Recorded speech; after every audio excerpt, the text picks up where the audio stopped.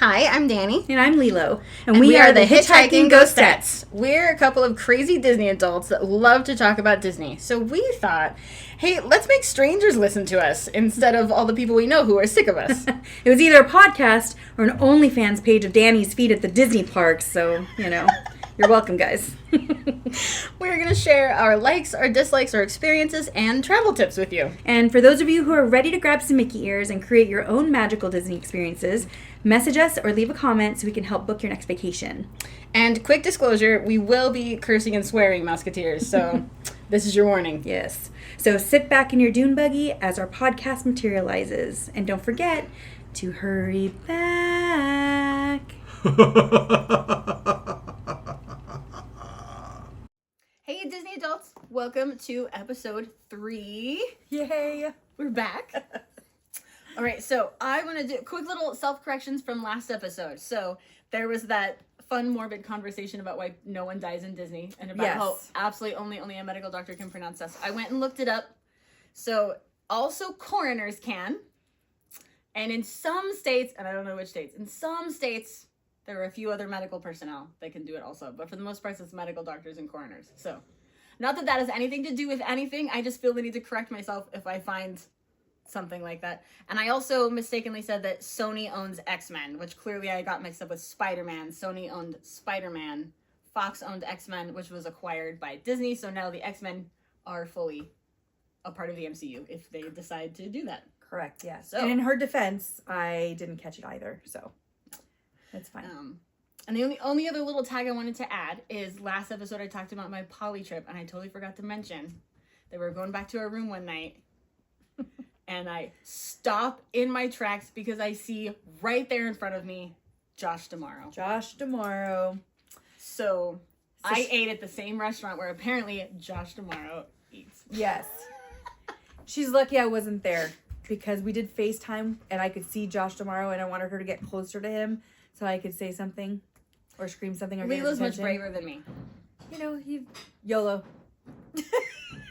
So anyway, all right, now truly on to episode 3. Yes. We are beginning with something a little bit new. Wait, no. Wait. Hold up. Oh, what? Reverse. Let's go back to episode 2 corrections and extra comments. I did not hear why you don't find people hot. Okay. I need clarification. I'm gonna try to keep this brief. Lilo's still mad at me, guys, for saying that her favorite guys are not hot. And I was figuring out, I just don't use hot butts. So I was really thinking about this and it hit me like this very real memory. Mm-hmm. So when I, my high school years, when you're, figuring out your, attractions and stuff like that. Right. That is also when one of the most culturally embarrassing moments of our time happened. But do you remember The Simple Life? That horrible show with Paris Hilton and Nicole Richie living. Yes.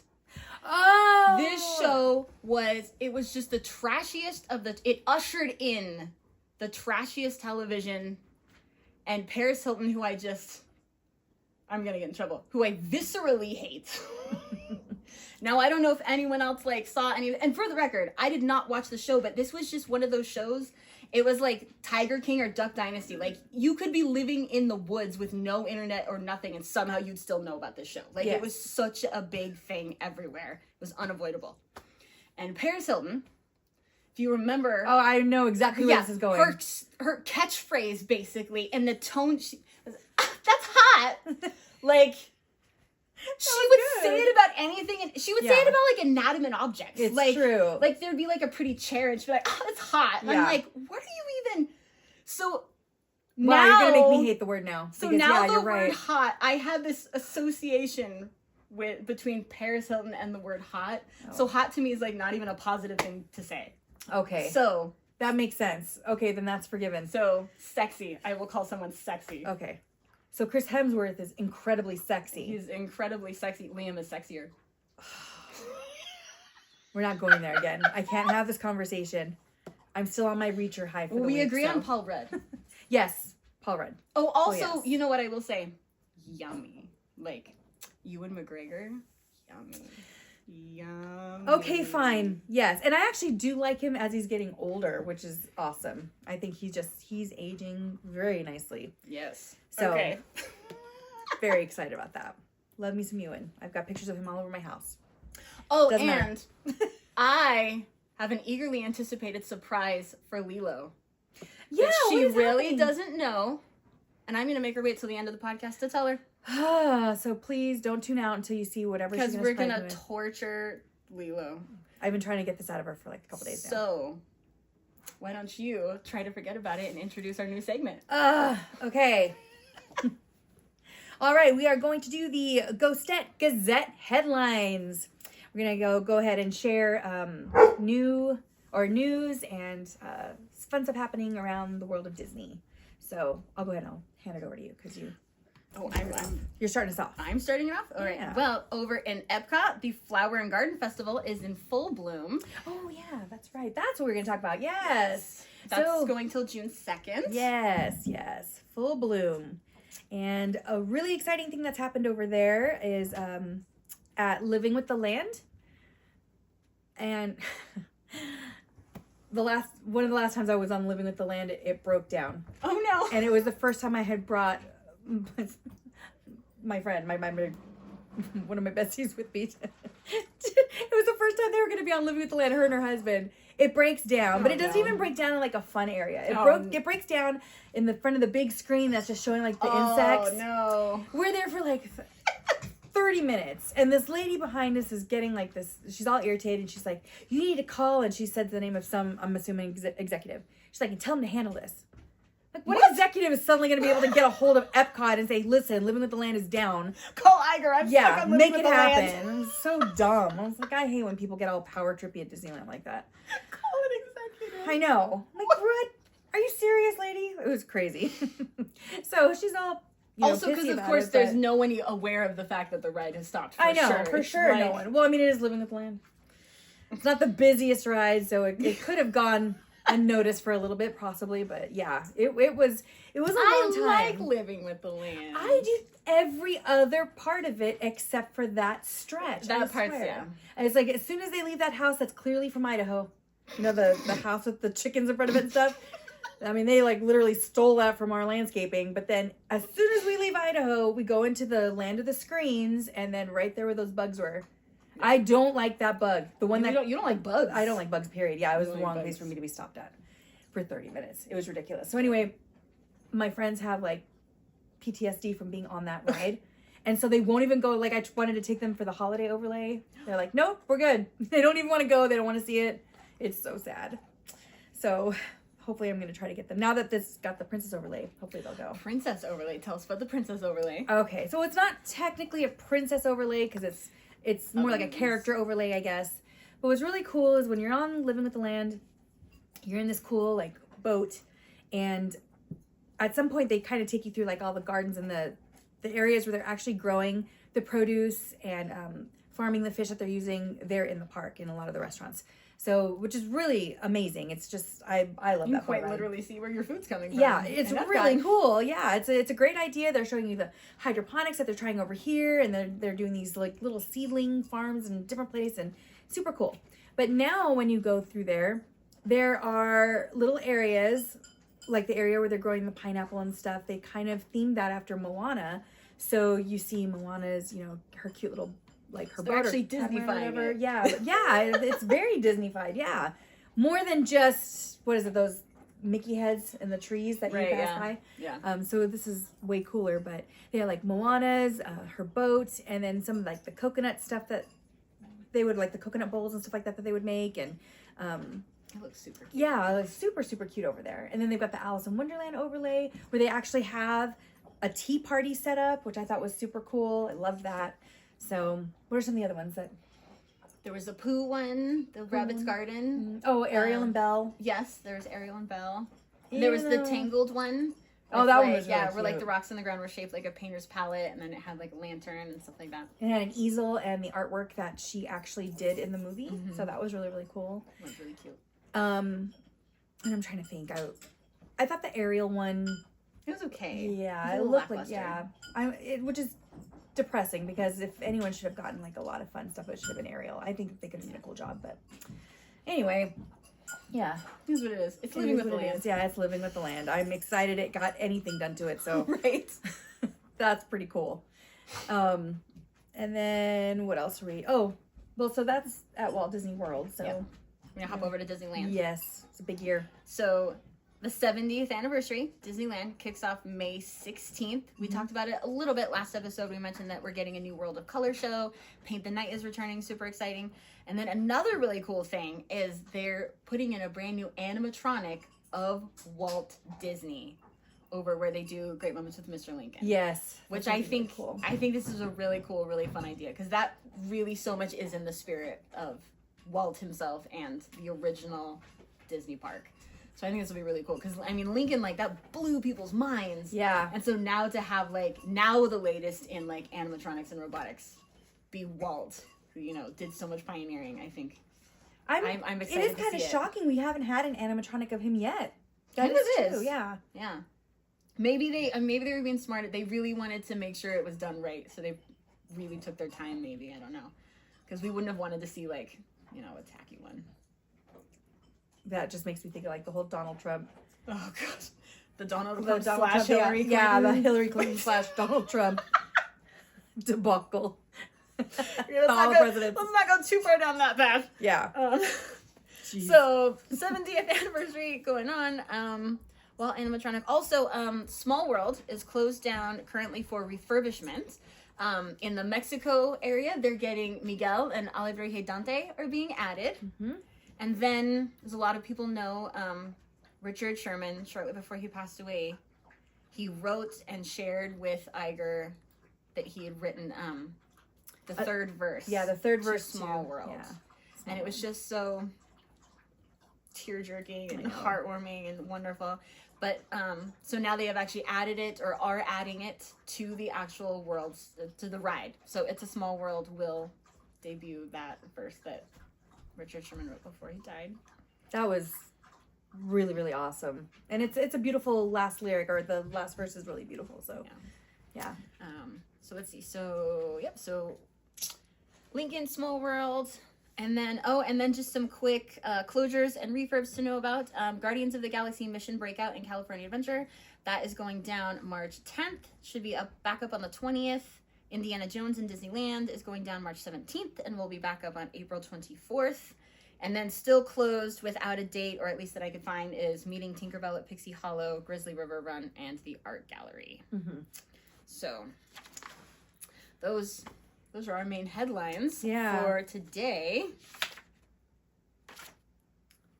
Now we're moving on to we're gonna have some fun. So Lelo's been dying to talk about her favorite subject, which we're not only finally going to let her do, but we're just going to create a whole vocab and segment around it. So please, Lelo, tell us about your super biggest, mostest, favoriteest thing in Epcot.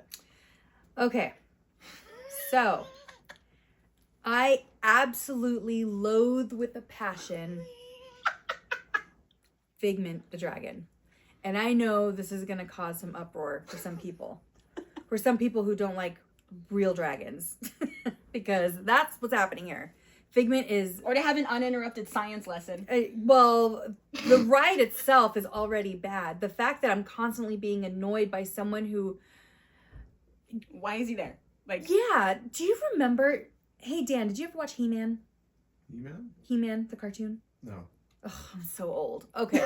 Listen, on some of those old shows, like the Gummy Bears and He-Man and She-Ra, they would have some dumb little character that would hide somewhere in the episode. And at some point during the episode, you'd see, oh, you know, there's Orko or whatever. And you would know. And then at the end of the cartoon, it would show you, you know, where that character was. But it was always the most annoying character. It was the Jar Jar Binks of whatever show you were watching. That's what this character was. And they hid that character somewhere and you'd find it later. So that's how I feel about the entire idea of Figment. Figment is my Jar Jar Binks of Epcot. I literally cannot take it. And every time I hear his voice, it's like I get a twitch. It's just, he's so annoying. And the fact that he has his own ride, which is already a whole other... He has his own everything. He's so massively popular, and I second Lelo's. I probably don't have quite her passion for it. I only recently even discovered what Figment is, but I gotta say I joined in that hatred pretty quickly. Yes. Because I was like, I don't know what this little annoying thing is doing in the same ride where I got to see Robin Williams' face. Like, this doesn't... Yeah. It ruins that heartwarming moment. He's the most annoying thing. I don't understand. And the merch. Like, when the merch drops, people lose their minds. I know. And then I remember when they introduced him as a meet and greet character in the park, like, oh. And I was just like, I don't even know what Figment is even about. I still don't know what it's about. That's how confusing and how much of an acid trip this whole ride is. And I've never liked it. I've never liked that ride. I have like real feelings about Figment the Dragon. So this has inspired my new segment called WTF Disney, or What the Figment Disney.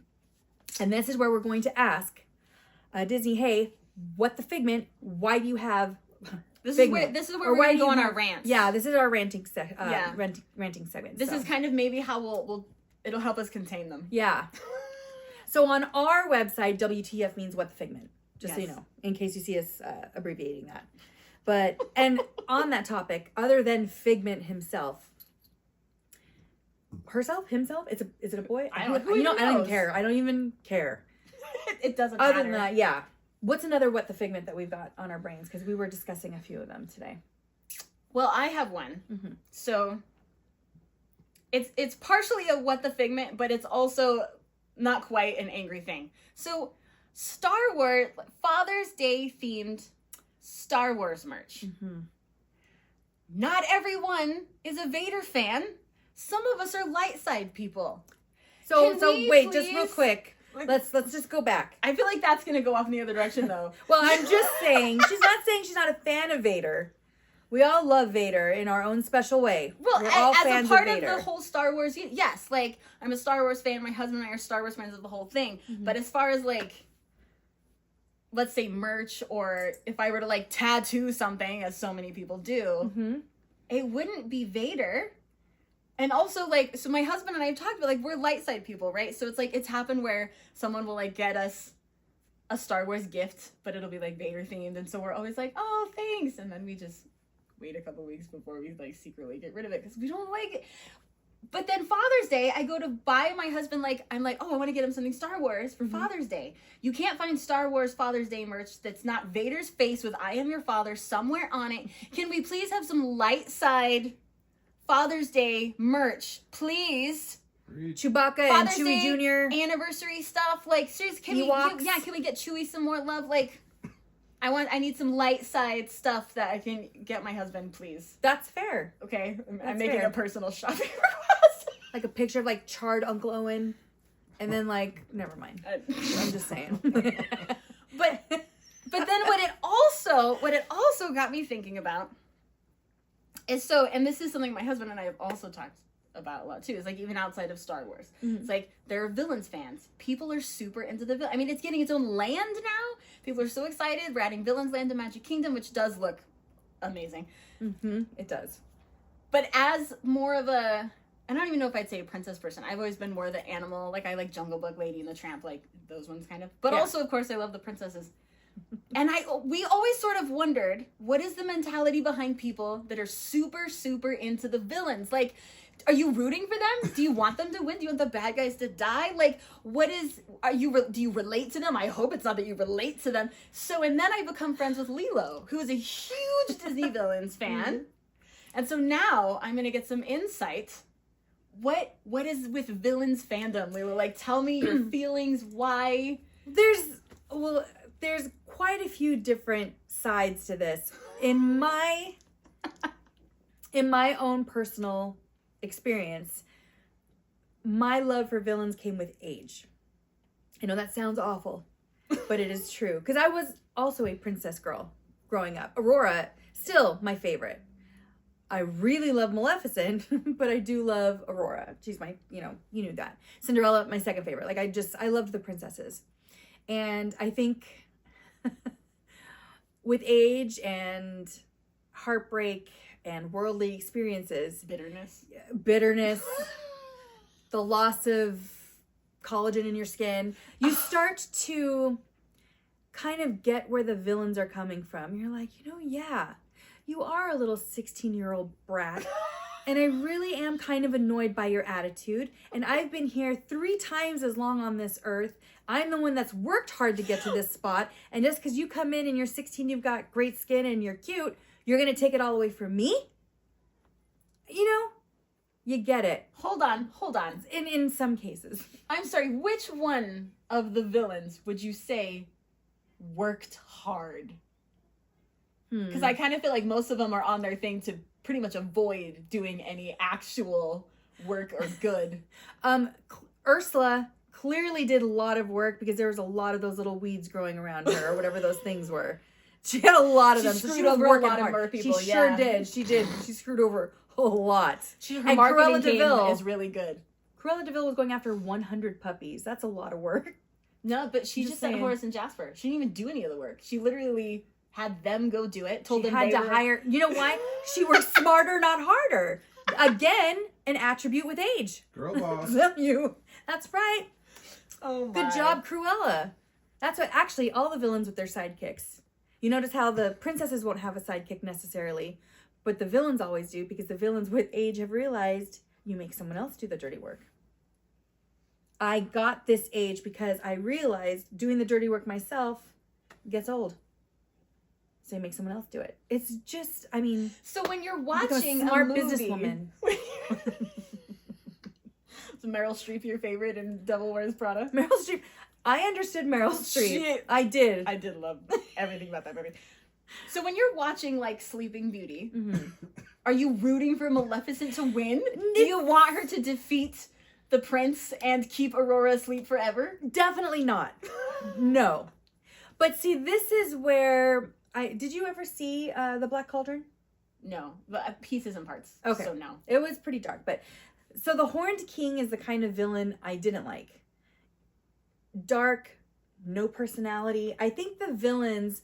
I think the idea of how comical they can be, or the way that they stretch and think so crazy about something that it causes them to get that murderous. Yeah, but they're so colorful while they're doing it. I think it just appeals to you. They grab the attention almost more than the silly lovesick teenager that is gonna, mom and dad raised me to be this kind of a girl, but I'm gonna throw it all to the wind for this guy I don't even know, and he thought I was pretty after 20 minutes, and so I will devote the rest of my life. Now, when I was younger, loved the fairy tale part, the lovey part. That is great. After a couple of times around the world where that heartbreak happens and that fairy tale has come to an ending, I think that's where you're just like, it's fun to watch the villain. Just like, yeah, screw it. You know what? Screw all this. Yeah, I want to do something bad. That's, I think, where... For me, That's where it comes from. But I do know that there are a lot of younger people that are also really into villains, too. And I think that goes along with the whole goth idea or gothic idea or the love for... That makes sense. Yeah. How everyone... So what do you think of sort of the more recent movies? So you have Moana and Encanto, the ones where it's not like that sort of black and white, clear-cut villain, where it's more like a concept, or it's more like, the difficulties of life and overcoming certain things. So do you... It's do you no miss longer the old school villain? Yeah, or do you I appreciate totally do. this sort of new type of thing? Well, I think that's all going into this whole era right now where we're trying to rein in the fantasy and bring more of the realism. And for me, it's been great, but it's not Disney. If I want real life, I'll watch the news. I don't want to watch it in animated form.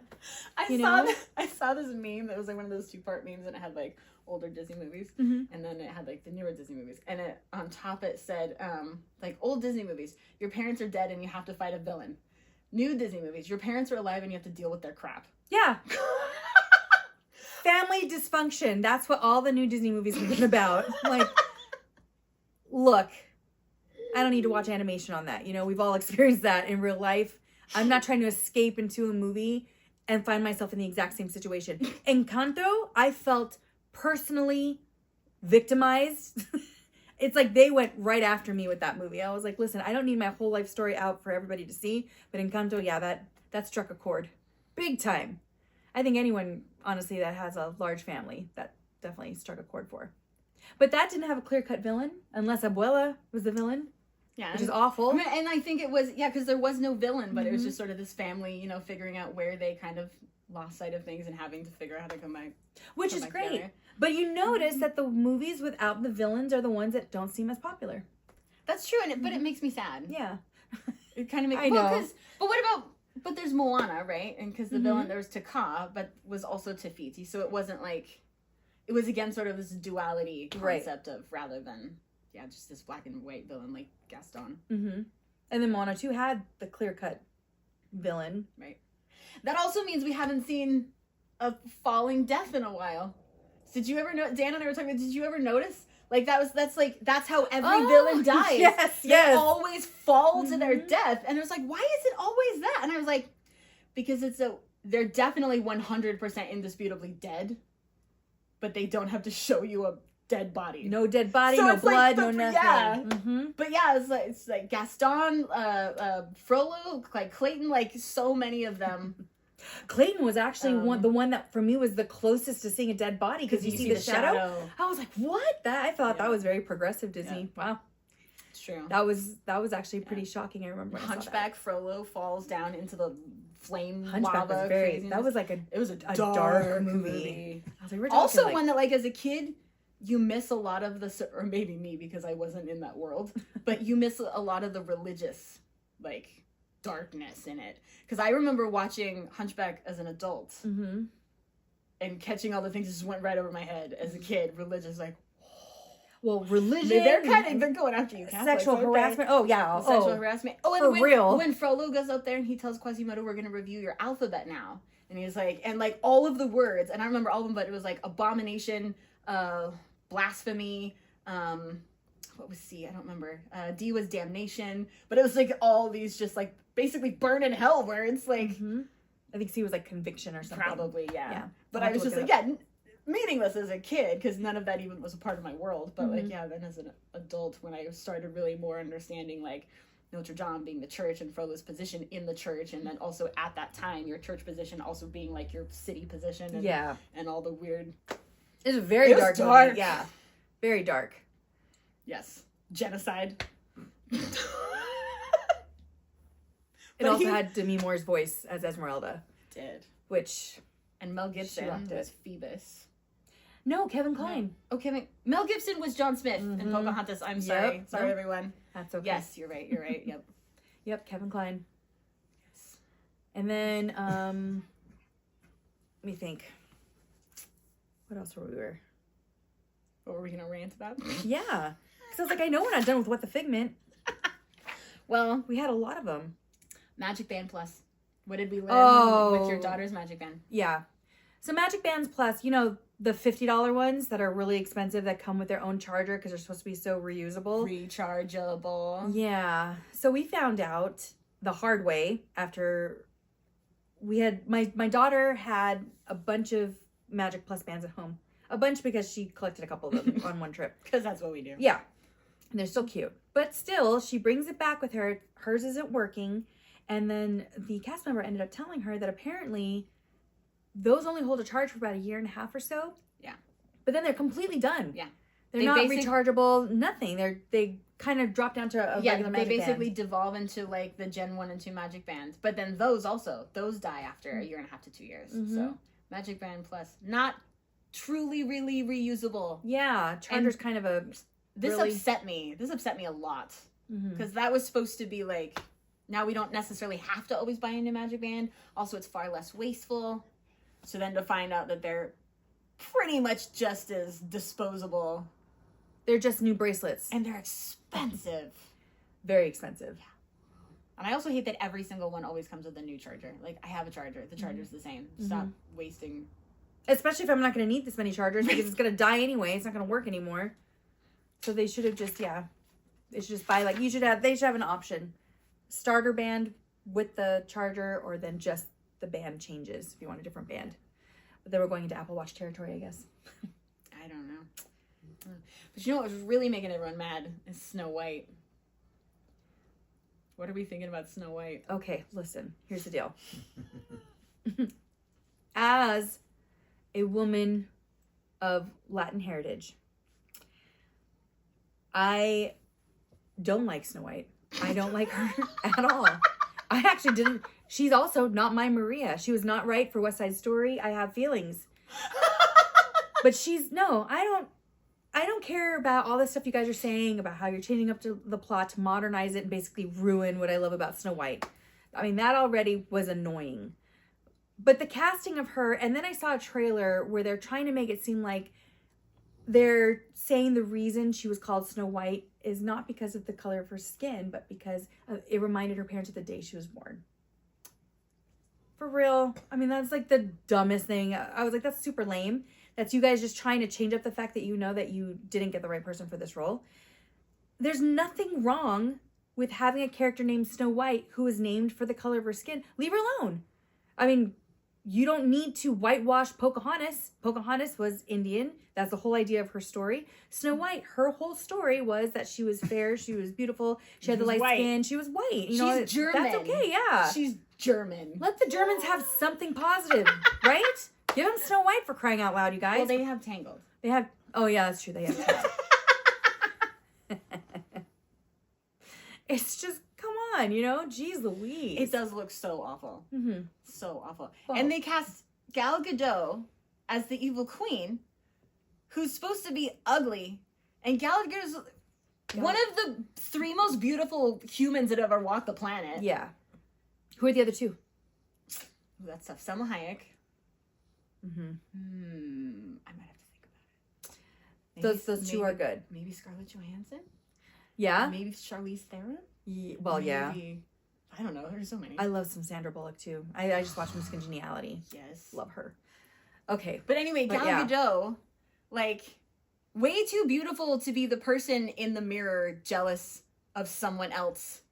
I mean, and if they wanted it to be Gal Gadot because they thought she was right for the part, that's fine. Look at what they did to Charlize Theron in Monster. Mm-hmm.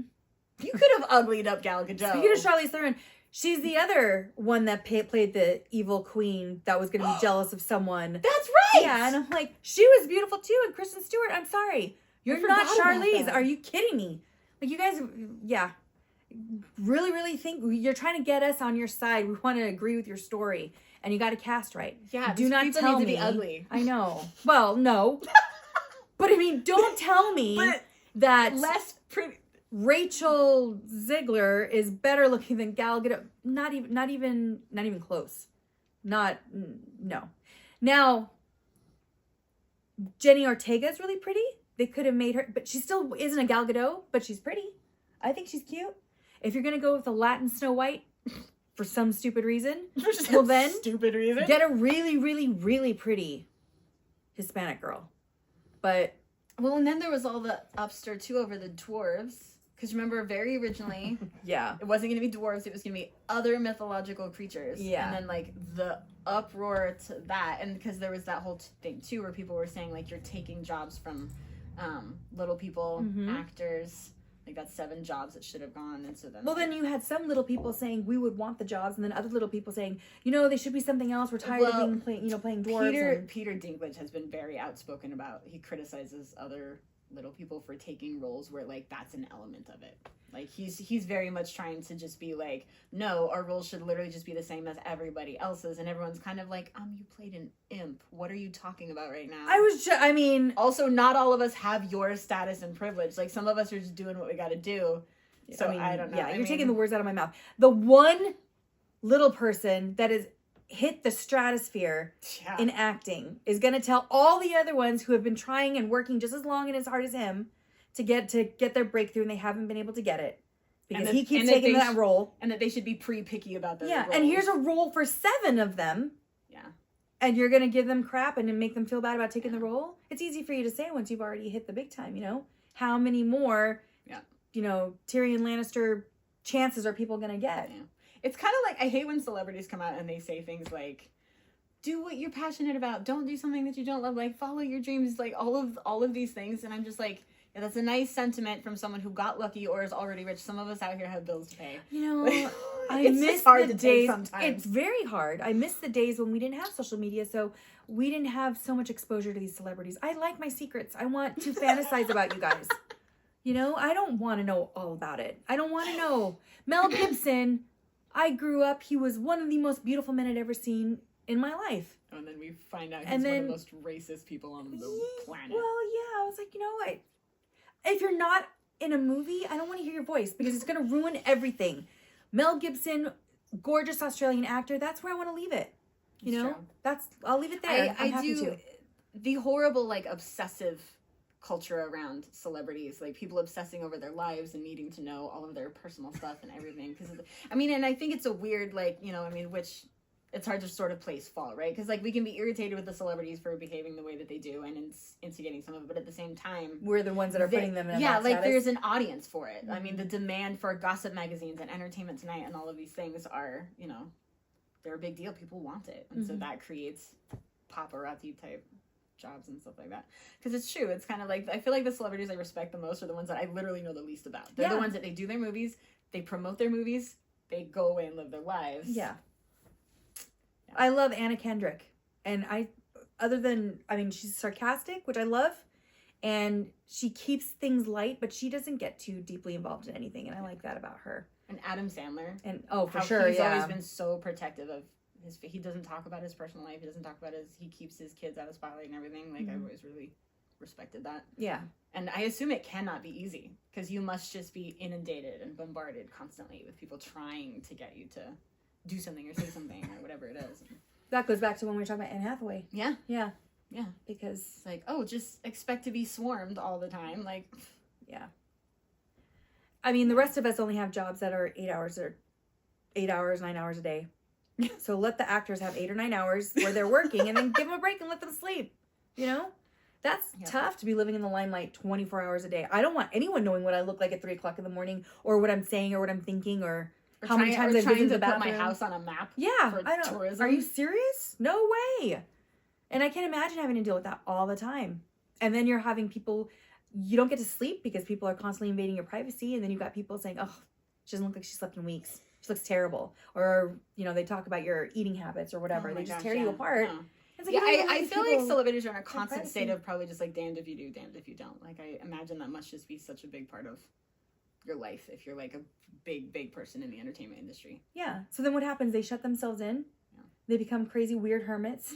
And then they marry someone younger that's crazy and out, you know, brings their craziness out to the media. And then or people get so shocked that like child stars end up going crazy. And I'm like, maybe that's because like they were 8 years old and had paparazzi obsessing over them. Like, you think that didn't mess with their brain over the years? When we say messed up child actor, who's the first person that pops up in your head? The first one is that. That's actually really hard.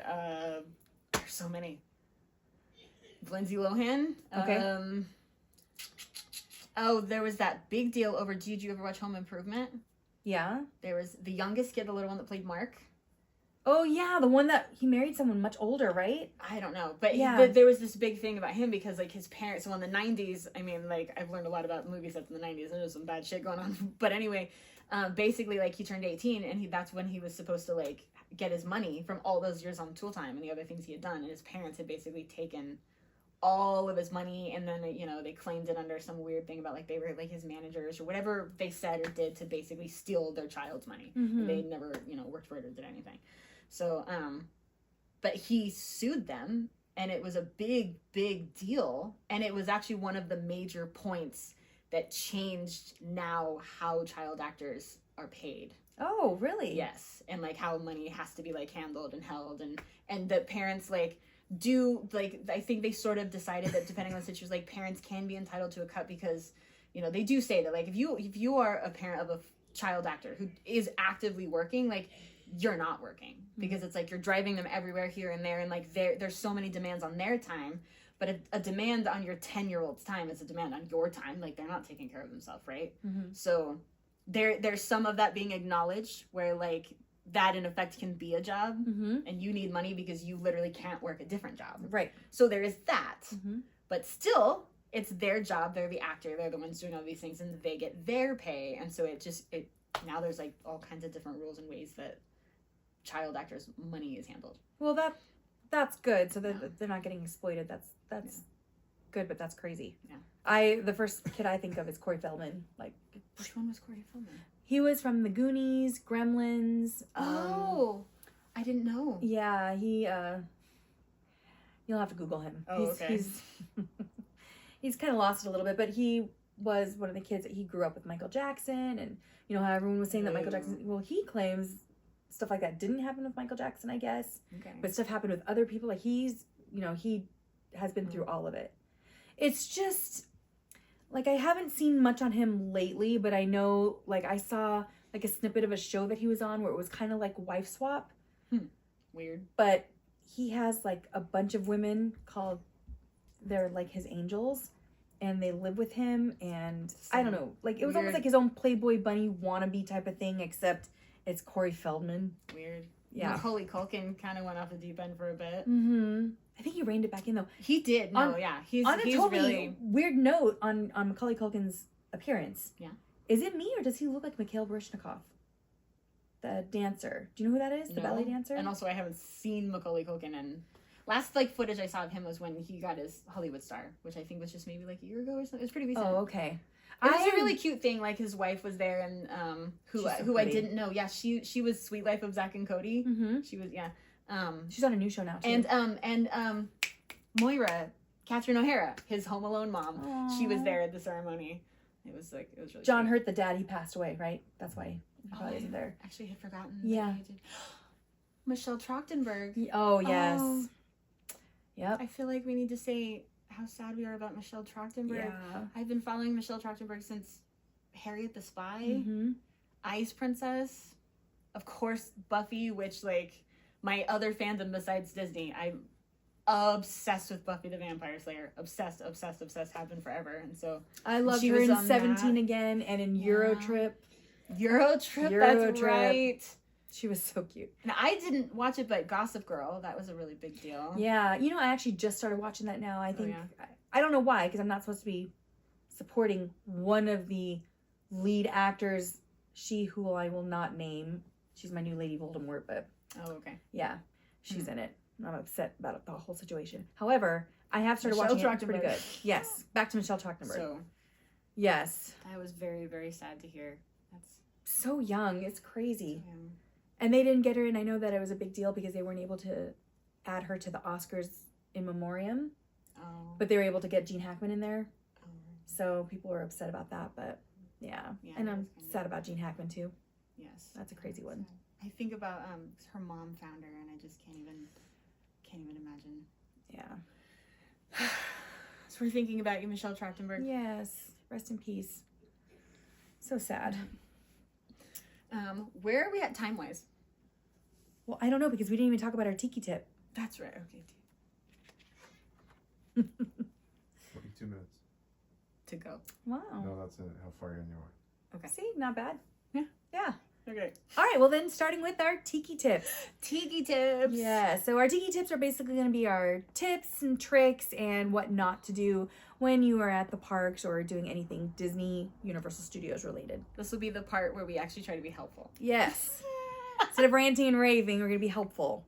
And this tiki tip is coming in time right now because it's starting to get warmer. We're definitely feeling it out here in Idaho, but it's getting warmer, which means you've got to make sure that you are keeping hydrated. So just a quick reminder that you can get free ice water or free water from any of the quick service dining areas. You do not have to buy that incredibly expensive bottled water. No, you can just get yourself a nice cup of ice cold water. Any quick service. And so that way you can, I was all excited because I bought the Little Mermaid corksicle and my little park bag and everything. I was all excited to have my corksicle with me. I don't even need it because I can go, stop, grab a swig of water, and then I don't have to carry it with me, throw out the cup, because no matter where I go, I can get another one for free. So it's kind of nice because you can just go in, on and off the rides and you're not carrying this big bulky drink with you. So definitely make sure you keep hydrated. Skin reasons too. Make sure you're also wearing your SPF, people, please. Yes. But yes, SPF and just make sure that you're getting your free water. Dehydration and overheating happen a lot in Disney, and it's totally preventable. Mm-hmm. Yeah. Love your body, love your skin. Mm-hmm. And then we're going to have our... Okay, so let's explain. So these are our fun facts. Our freakier fun facts. But the official name of this will be... Flash, 100-yard dash facts. Yeah. She's going to have to say that. I can't say that. My tongue literally twists when I'm reading it. Go ahead. Let's share which one we're going to do, because I think It's a Small World has a pretty cool fact. Yes. So when we were looking at the 70th anniversary stuff, you know, and all of the Small World stuff in specific got me thinking about Small World. And it reminded me of one of my favorite little Disney sort of history stories, facts. So It's a Small World was created for the 1964 World's Fair, but afterwards was taken to Disneyland and opened there in 66.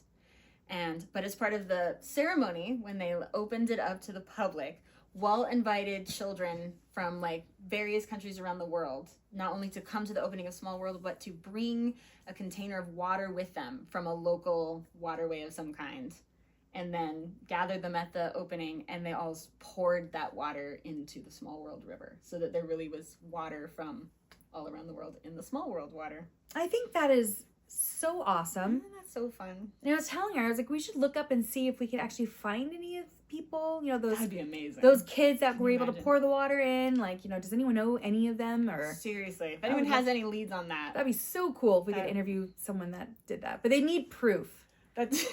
I want proof that you were really there. What could that even what kind of records do you think? You know what it can't be? A water bottle full of Splash Mountain water. Oh like, my you gosh. know, that's just ridiculous. This freaking... I couldn't believe people were making money off of that. No. I didn't think of it. Who's buying this? Like, how can this... Oh my gosh. Like, how are you not poking holes in this concept immediately? You see on eBay, it's like, oh yeah, the Small World water. I'll ship it to you in a water bottle. I promise it's the real stuff. Also, just like, that's gross. Yeah, exactly. You don't want the Small World water for any reason. I mean, that's going to be worse than toilet water. Not Small World. Yeah, Small World. Splash Mountain. Splash Mountain. Yeah, both. Both, but Splash Mountain... That one really hit it big because before it closed down to be turned into Tiana's. Yeah. Because people, of course, were brokenhearted over losing Splash Mountain. And so, yes, people on eBay going... Selling the water. Buying a... Guys, come on. I'm a Disney fan, but that's just also whack. I find it hard. Like, how many people were really getting away with that? Because, I mean, think when you're on a Disney ride, if you so much as, like, have your arm out in some weird way, like, they'll get that... They'll come over and be like, excuse me, put your arm back in. How were people managing to lean over and fill water bottles while on the ride and not get yelled at? Why were they even doing that? They were on Splash Mountain. Just hold a cup in front of you and just wait till you go down the... and you're just going to get water in there. Why even get yourself in trouble? See, again, the villain mentality. Think smarter, not harder. Come on, guys. What are you thinking? You're on Splash Mountain. Get in the front row and just hold a cup out. That's what I would do. Oh my gosh. Did you ever, so when you were working in Disneyland, did you ever hear any of the buzz about how there was that problem with people wanting to spread their dead relatives' ashes in the Haunted Mansion? Well, like, I read about this supposedly was like a frequent thing. Well, yeah. Well, I laugh because we were supposed to be doing that to my mom eventually. That's what my mom wanted. Like, Leslie, when I pass, cremate me and sprinkle my ashes over Pirates of the Caribbean. And I'm like, that's kind of perfect because they've got all those scenes that look like they have sand. No one will know if I just toss my mom on there. Fine, no one will take, but apparently they do clean down there. Yeah. And I would be horrified. But yeah, apparently it's a problem, guys. We're not supposed to be dumping our, loved ones all over the park. Those poor street sweepers. I mean, can you imagine? I'd be at the point where I'm afraid of what I'm sweeping up. That's true. Well, and they came out and they said too, like, also, guys, this isn't even a good idea because it may not look like it, because yes, Haunted Mansion is supposed to look cobwebby and dusty and stuff, but that is an aesthetic. Mm-hmm. We clean, which means if you like spread ashes in here, they're gonna ultimately just end up in the trash can with all the other trash. It's gonna get swept up and dumped. So if it's just the idea, but it's just the thought that I did it, well then take some glitter and do it. Something that isn't gonna ruin the remains of your loved one. Hold on to them and just dump some glitter over or something like that. I'm not telling you to dump glitter at Disneyland. I'm just saying, like, it could be something different. Don't dump anything in any rides. That's our official stance, okay? Yeah. Just pretend. Don't do anything that's going to get you in trouble or kicked out of Disney. Yeah. Yeah. That's literally like a deal breaker. Like, weren't you saying you told that to your hubby? That was grounds for divorce. Yeah, grounds for divorce. Like, don't get me kicked out of Disney. If you're doing something in Disney that I know, I will full on pretend I have never heard of you, seen you in my life. I don't know you. Like, and we don't share last names, so I can totally do that. Yeah. Not that, first of all, let me say, not that he ever would. My husband is, let's just say he's not a risk taker. Like, he would never be causing trouble. But it's true. I can't say the same. No. I might have, I might take risks every now and then. However. Is that what you call them? Yeah. But getting kicked out of Disney, that would be bad. Not okay. That would be unforgivable. That's that Club 33 couple. Did you hear about them? Yes. Yeah. A couple got kicked out of Club 33. I gotta say, I'm not against them getting kicked out from what I read. Right. Like, so I don't know if you read something different, but I can tell you that like the whole thing was that they got belligerently drunk and went out actually into the park. And so they were like drunk in Disney, and then ended up like passing out on a bench or something. Yeah.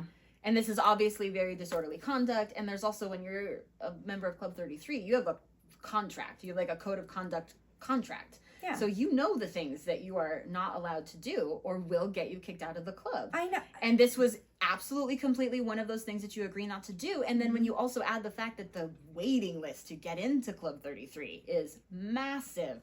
So like, they're not going to mess around. Like, they're going to get someone else in there who's not going to do those things. Exactly. Absolutely. So mind your P's and Q's. It's amazing to me that people will go into a theme park and feel like, oh, I have, tickets to the strip club inside the middle of the theme park. It's not a strip club. They're not telling you, oh, you can have an alcoholic drink so you can get wasted. No. And Disneyland is still officially a dry park. Yeah. Literally the only exception is inside Club 33 and inside the cantina. Like, other than that, Disney has maintained the, because Walt wanted it to be a dry park. So they're the only park that has kind of just kept that tradition. Yeah. But, I mean, yeah. And look how nice and clean it is. Because then I guess they tried to sue or something. They did. They were freaking out. And now, apparently, they're online trying to tell everybody all the secrets of Club 33, blah, blah, blah, because they're bitter.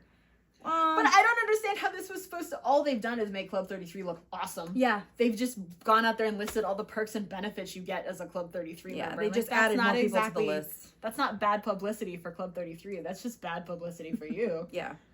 But... Speaking of ridiculous people, did you ever see the woman that... I feel we're getting borderline gossipy now. Did you ever see the woman that couldn't get on a Disney cruise because she was pregnant? And she tried to... Yeah, she was like... She was ranting and raving. She was all over, like, social media, posting all of these things because she was so angry, and she was basically trying to say, like, how awful this experience was because they weren't going to let her on the ship. Of course they're not going to let her on the ship. She was very pregnant. And, like... The whole time, because I'm a Disney cruiser, as we know. I love the Disney cruises. I'm on the cruises all the time.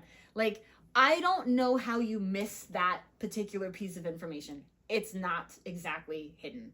You can't be 24 weeks or more pregnant on the day of embarkation. Like, it's in their guidelines, it's in their rules, and their like, I don't know how you would not know. Also, why would you want to? Yeah, I'm gonna get a little judgy and say, like, if you're, like, fully pregnant, first of all, like, weigh your risks. Maybe don't go on a cruise. That's a really terrible place because what are you not supposed to be eating? Raw shrimp, buffet food, like risking like any sort of sickness. Don't go on a cruise anyway. But then the other thing is, like, if you are pregnant, how would that not be a question you'd ask or something you'd verify? Like, if you're 6 months pregnant and someone gifts you a cruise, wouldn't one of the first things that you would go find out are, can I even go this pregnant? Because, like, they're not set up for whatever emergency you may or may not have. How did she not seek that information out? How did she literally book plane tickets and do all of these things and get her whole family involved and go all the way to Cape Canaveral to not find out until she walks up to the checkout counter? How pregnant was she? I don't remember exactly, but it was well over 24 weeks. Okay. Yeah. So like she probably shouldn't have been traveling anyway. No. Like, because they don't even like you getting on planes. No. After a certain point in pregnancy. But then it was just this whole thing. And then so she's doing that obnoxious thing that people do, that, like, don't you know who I am bullshit behavior, where she's, like, filming the people that are, like, trying to talk to her about, why she's not going to board the ship. Like, and also at that point, you've literally already signed that contract that has those rules. So she put her signature on something that she didn't read. Like, we know that already. And so... But she's trying to make the cast members look bad. She's basically trying to say that they're being so mean and unreasonable. And she's like, my doctor said that I could go and it wouldn't be a problem. And it's like, yeah, but that has nothing to do with cruise line policy or Disney policy. Yeah. And so, but it was just this big thing. And she kept doing it and like just posting all these things until they finally got tired of her enough that they said, you have to wait outside. You have to stop doing this. Because she wouldn't get out of their faces with her phone. And so she had to go outside. And now she's posting from outside saying like, oh my God, we're getting sunburns and like all these things. And just like, and I was just like, lady. Yeah, I mean, this is what you have to think of when it comes to the cruise ships. First of all, you got lots of wet areas because you're, on the sea. And then you've got pools. You've got all these wet areas for you to do slip and slide anyway if you were a sober, not pregnant person. But then if you're pregnant, and your balance is slightly your balance off. is already off. You're probably having morning sickness. You're not feeling great in the mornings. And then that just sounds like total misery to me anyway, being on a cruise ship while I'm pregnant. Yeah. At least to the point where if they know I'm pregnant, I'm clearly pregnant. Yeah. And it's just such a, like, let's all be honest about cruises, people. I love them, but they are breeding grounds. Like, yeah. I mean, and so many of the things you're not supposed to have when you're pregnant are like some of the main things on cruises. Yeah, it makes no sense to me to want to go there as a pregnant woman. All that, yeah, I mean, what if you got seasick? You're already getting nauseous as it is, and then you have to worry about seasickness. And if something happens, if something does happen, they're not set up for an emergency C-section. No. They're not set up to like either induce or stop labor. They're not like, you're now gonna be in whatever problem you have until like the medic chopper can get to you. Like, if there is one. Why Otherwise, you're going to some small little hospital in the Bahamas, which, good Lord, I wouldn't want to give birth to my baby there. Yeah, like so it's just a huge liability. They're not set up for anything that could. Shame on the pregnant woman for being upset. Really. Yeah. You should have been thinking about your own health more, actually. Your baby. Because there's no way. Yeah, there's no way that they would have. I was pretty strong for a while during my pregnancy, but I never would have gone. No. I know I don't know if we were just thinking the same thing or not when I said that, but yeah. When it comes to being pregnant, it's just such a delicate condition that going on a cruise, I can barely walk straight on a cruise ship already. Just wait till you're not pregnant anymore. I know. Jeez. But those cases are so crazy to me where it's like you're watching a person be so angry about whatever they're angry about, and they're presenting it in a way where it's very much assuming that you have the same opinion as them, and they're trying to villainize whoever it is and like make this person out to be so unreasonable. In those cases where you're just looking at them going, how do you not see that you are the ridiculous one in this situation? Like, how? That was one of them. I'm just like, lady, how deep can you dig your own grave? Stop. That's embarrassing. That's how I feel about the couple from Club 33. Like, you guys are kind of jerks. I wouldn't be publicizing this all over the place, but that's besides the point. Yep. Okay. I've been waiting 2 days. 2 days to find out what is going on. Okay, are you ready? I don't know. Am I ready? This is some huge surprise, I guess, she's got. Uh-oh. We didn't even play our game yet. Don't play our game yet. I'm going to introduce you to a game. What is happening? I don't even know what's happening right now. I don't want to look. She's got a folder out, you guys. This is a folder with all kinds of stuff. Wait, what is this? What? Tell me something, Lelo. Do you share my dream of visiting the Disney archives? Are we going to Disney archives? Let me read to you what we're doing. Oh my God, you guys. Celebrate the 85th anniversary of the Walt Disney Studio Lot by visiting the Heart of the Magic with the Walt Disney Studios official tour. Enjoy a 2.5-hour walking tour of the Walt Disney Studios. This experience includes a visit to Walt Disney's office suite, the Walt Disney Archives, and the Legends Plaza. Join your VIP tour host on a stroll through the original animation building, where beloved animated films including Cinderella, Lady and the Tramp, and The Jungle Book were created. See the historic sound stages used for filming such live-action movies as 20,000 Leagues Under the Sea, Mary Poppins, Pirates of the Caribbean, Guardians of the Galaxy Volume 2, and explore the beautiful Legends Plaza. Also, probably recognize the exterior spaces on the studio lot, which have been featured in productions from the Mickey Mouse Club, The Absent-Minded Professor, Saving Mr. Banks, Muppets Most Wanted, and Blackish. Then, explore the rich legacy and historical collections of the Walt Disney Company during a tour of the Disney Archives. To complete the experience, take a tour of Walt Disney's restored 3H office suite filled with original furnishings, awards, and items from the Master Showman's personal collection. Upon exiting, all guests will receive an exclusive gift and then have the opportunity, in the true Disney spirit, to shop at the Disney Studio store and the Walt Disney Company store to purchase items only available on the studio lot. Okay, you guys. Merch haul coming up. What is this? This is going to be a... Oh, okay, so that's why I said don't book your plane tickets. Okay. All right, so this is going to be so fun. I'm so excited. That's crazy. That's crazy. Sorry. I dropped off. I'm freaking out right now. Oh, we have a very last minute work trip coming up. In Hollywood. In Hollywood, yes. And so it was very last minute, and it is for Disneyland. Universal. Universal. For Universal. The Disneyland one's in June. Did you get that one? No. Okay. We'll get back to that in a second. But so we're gonna go do the Universal Hollywood work trip stuff. for the work stuff. And so she is surprising me with the studios tour while we're out there. Oh my gosh, that's gonna be crazy. See, I knocked mine off too. I'm too excited. I have dreamed my entire life of visiting the actual Disney studios. And so we're there in April. Uh-huh. And then I got this D23 email thing about how they're bringing back the tour for the whole month of April. And I was like, oh my God, could I line this up? And so there were still, the only thing that quite worked was the 25th, which really worried me. But then I looked at the schedule for like the conference and everything. And that day's, it's literally just checkout. So on the day that we would have been flying home, we're going to go to the real heart of Disney. Oh my gosh, this is going to be awesome. Oh, I'm so excited. When we were at D23 and we were shopping, I was shopping. Because she's always shopping. I'm always shopping. But they had a couple of... Yeah, they had a couple of those kiosks. Store, but they didn't... By the time we were able to get in... There was like... It had been ransacked. There was like barely anything left. So that was always kind of a bummer. I was like, oh, I'd like to get more cool stuff. Even though I did get my cool backpack from there. Oh, yeah. Yeah, I have a backpack from there. But this is awesome. So that will be clearly in a future segment.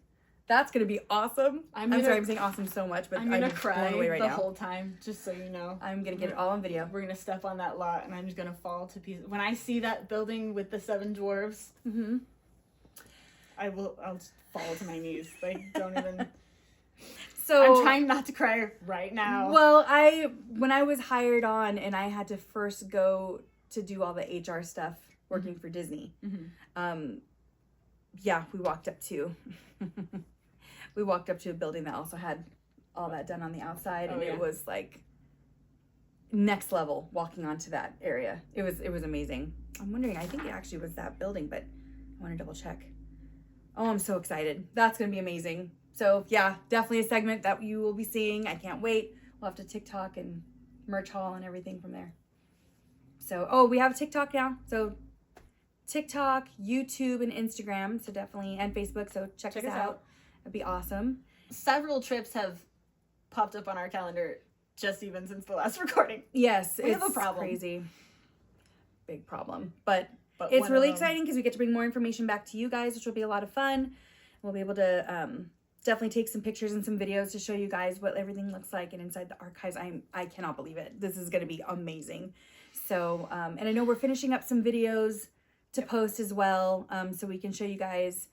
We were talking about D23, the Disney Fan Club convention that we went to, or the expo last year. So we definitely have like parts of the exhibits that we were talking about last episode. We have some of those that we can put on our Instagram and YouTube. We'll try to remember the things we talked about, so we can show the things that we talked about. Yes, when we talk about them. But do you have anything else? No. Nope. That's the highlight to me right there. Can't even flash it. I don't want anyone to see my barcode or whatever, my QR code. I'm so excited. All right. Okay. So this is Lelo and Dani signing off. Hope you guys have a wonderful, wonderful couple of weeks, and we will get back to you soon. Bye.